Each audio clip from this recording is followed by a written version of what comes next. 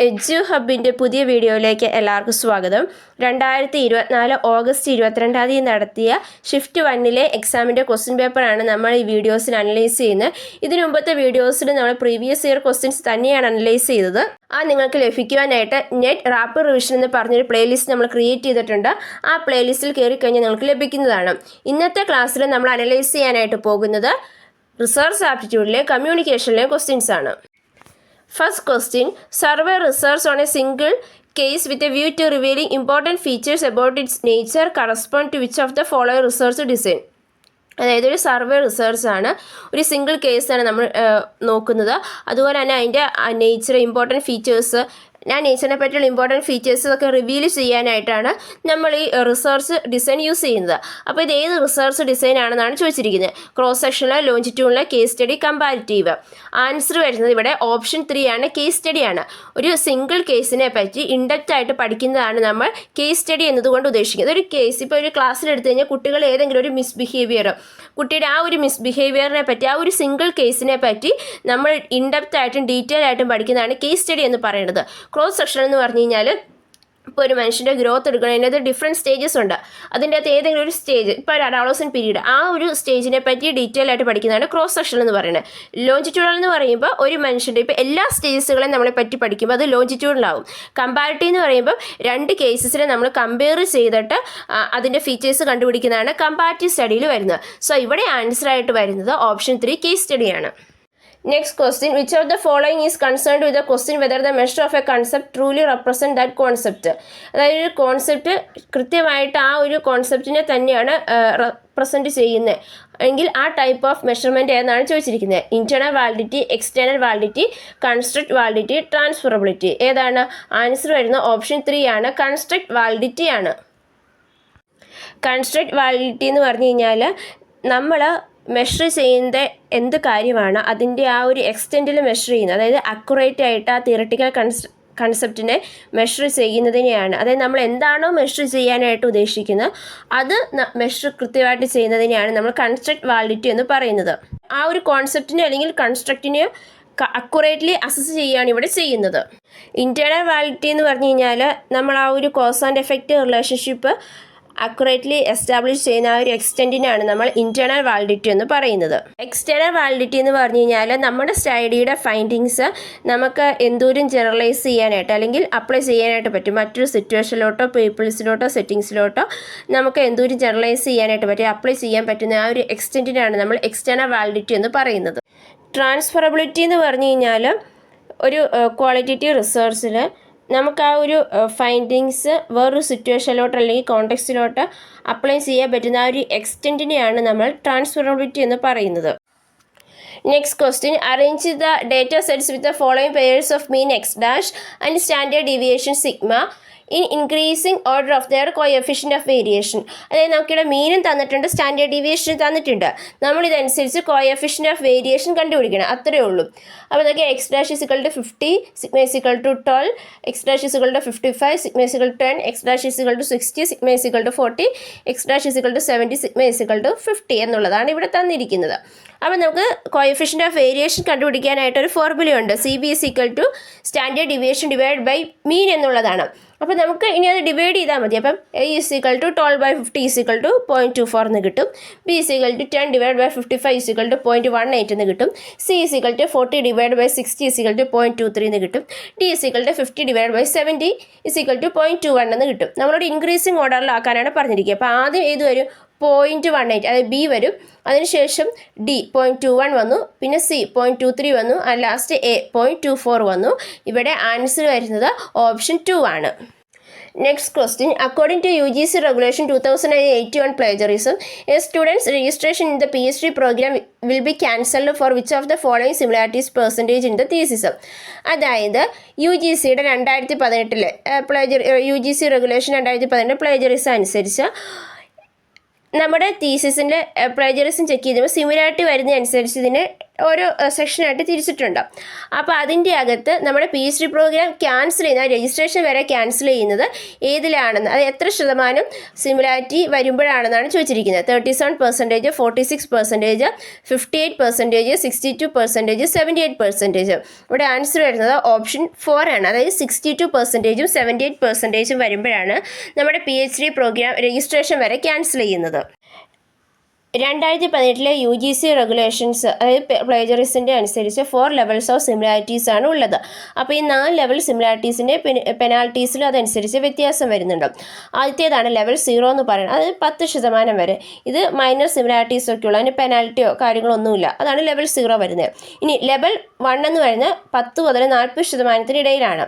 അപ്പോൾ നമ്മുടെ manuscript withdraw ചെയ്യും. അതുപോലെ തന്നെ 1 വർഷത്തേക്ക് നമുക്കത് പബ്ലിഷ് ചെയ്യാനായിട്ട് പറ്റത്തില്ല. അതിനുശേഷം വരുന്നതാണ് ലെവൽ 2, അതായത് മൂന്നാമത് വരുന്നത്. അവിടെ 40 മുതൽ 60% വരെയാണ്. നമുക്ക് നമ്മുടെ ആനുവൽ ഇൻക്രിമെൻറ്റ് ഡിനൈ ചെയ്യും, നമ്മുടെ മാനുസ്ക്രിപ്റ്റുകൾ വിഡ്രോ ചെയ്യും. അതുപോലെ തന്നെ നമുക്ക് 2 ഇയേഴ്സിലോട്ട് സൂപ്പർവൈസ് ചെയ്യാനായിട്ട് പറ്റത്തുമില്ല. ഇനി ലെവൽ 3 എബോവ് 60% വരുമ്പോഴാണ് നമ്മുടെ മാനുസ്ക്രിപ്റ്റ് വിഡ്രോ ചെയ്യും, സക്സസീവ് ആനുവൽ ഇൻക്രിമെൻറ്റ്സ് ഡിനൈ ചെയ്യും. അതുപോലെ തന്നെ നമുക്ക് അത് പബ്ലിഷ് ചെയ്യാനായിട്ടും പറ്റത്തില്ല. ലെവൽ 1 നമ്മളോട് റീസബ്മിറ്റ് ചെയ്യാനായിട്ട് പറയും. ലെവൽ 2 വരുമ്പം നമ്മൾ ഡീബാർ ചെയ്യുകയാണ് ചെയ്യുന്നത്. നമുക്ക് 1 വർഷത്തേക്ക് അത് സബ്മിറ്റ് ചെയ്യാനായിട്ട് പറ്റത്തില്ല. പക്ഷേ ലെവൽ 3 വരുമ്പോൾ നമ്മുടെ രജിസ്ട്രേഷൻ തന്നെ ക്യാൻസലായി പോവുകയാണ് ചെയ്യുന്നത്.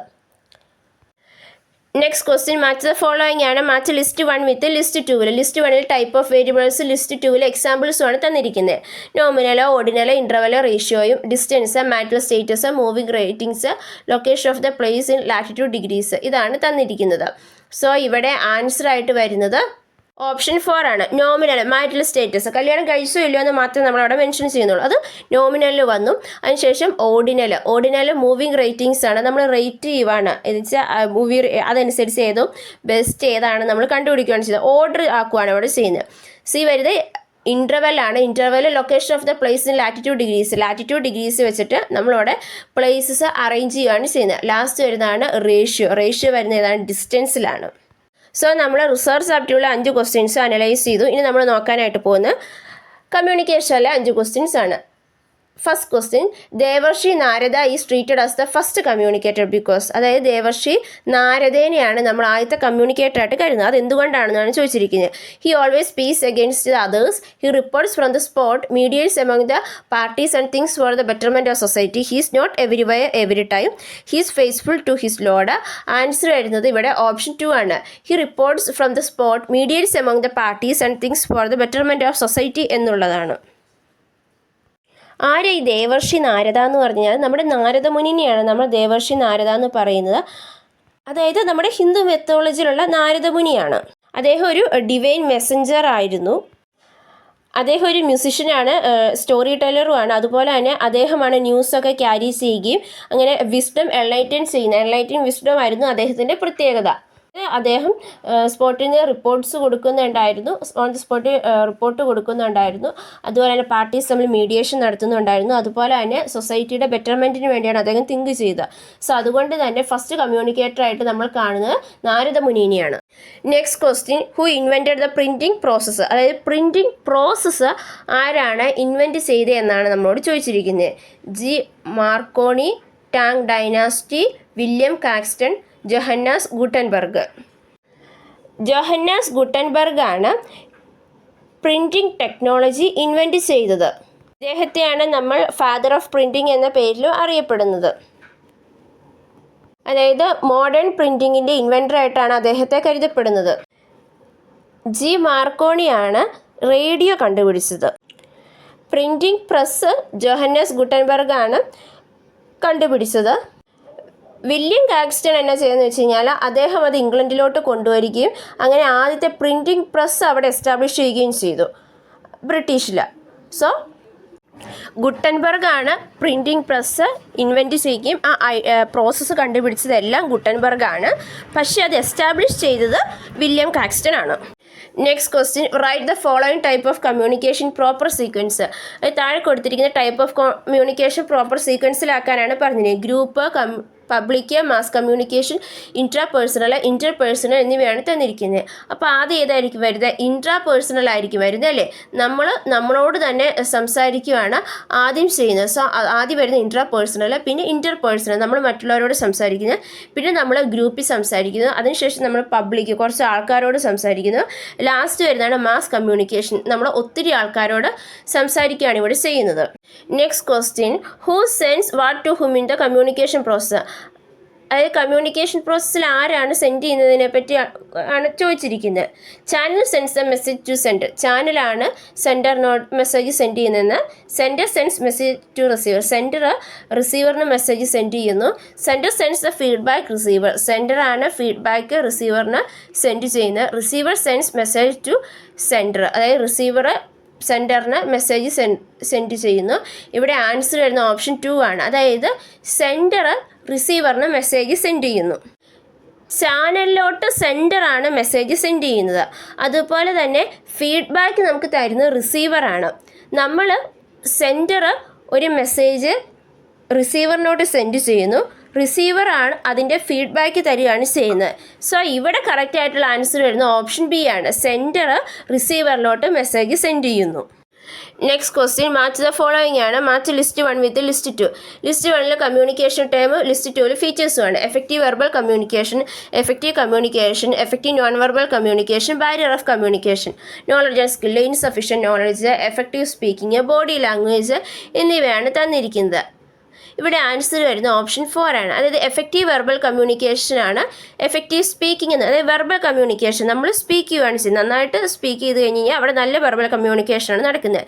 എഫക്റ്റീവ് കമ്മ്യൂണിക്കേഷൻ നമുക്ക് ആവശ്യമായിട്ടുള്ള കാര്യങ്ങളാണ്, നോളജും സ്കില്ലും വേണം. ഇനി എഫക്റ്റീവ് നോൺ വെർബൽ കമ്മ്യൂണിക്കേഷൻ ആണ് ബോഡി ലാംഗ്വേജ്. അതായത് നമ്മളവിടെ ലാംഗ്വേജസ് ഉപയോഗിക്കുക, നമ്മുടെ ബോഡി ലാംഗ്വേജസ്, നമ്മുടെ ഐസിൻ്റെ മൂവ്മെൻറ്റ്, ഹാൻഡിൽ ജസ്റ്റേഴ്സ് ഒക്കെ യൂസ് ചെയ്തുകൊണ്ട് നമ്മൾ കമ്മ്യൂണിക്കേഷൻ നടത്തുകയാണ് ബോഡി ലാംഗ്വേജിൽ വരുന്നത്. Barrier of communication insufficient knowledge, അതായത് ഇൻസഫിഷ്യൻറ്റ് നോളജ് വരുമ്പോൾ അവിടെ കമ്മ്യൂണിക്കേഷൻ പ്രോസസ്സ് നടക്കുന്നില്ല. സോ അതൊരു ഇൻസഫിഷ്യൻ്റ് ആയിട്ടുള്ള നോളജ് കമ്മ്യൂണിക്കേഷന് ഒരു ബാരിയർ ആയിട്ടാണ് വരുന്നത്. സോ ഇവിടെ ആൻസർ വരുന്നത് ഓപ്ഷൻ 4 ആണ്. നമ്മൾ ഇന്ന് 10 ക്വസ്റ്റ്യൻസും അതിൻ്റെ ആൻസേഴ്സുമാണ് അനലൈസ് ചെയ്ത്. ഇത് നിങ്ങൾക്ക് മനസ്സിലായെന്ന് വിചാരിക്കുന്നു. ഈ വീഡിയോ നിങ്ങൾക്ക് ഇഷ്ടപ്പെട്ട് കഴിഞ്ഞാൽ ലൈക്ക് ചെയ്യുക, ഷെയർ ചെയ്യുക. നമ്മുടെ ചാനൽ സബ്സ്ക്രൈബ് ചെയ്യാത്തവരാണെങ്കിൽ സബ്സ്ക്രൈബ് ചെയ്യുകയും തൊട്ടടുത്തുള്ള ബെൽ ഐക്കണിൽ ക്ലിക്ക് ചെയ്യുകയും ചെയ്യുക. താങ്ക്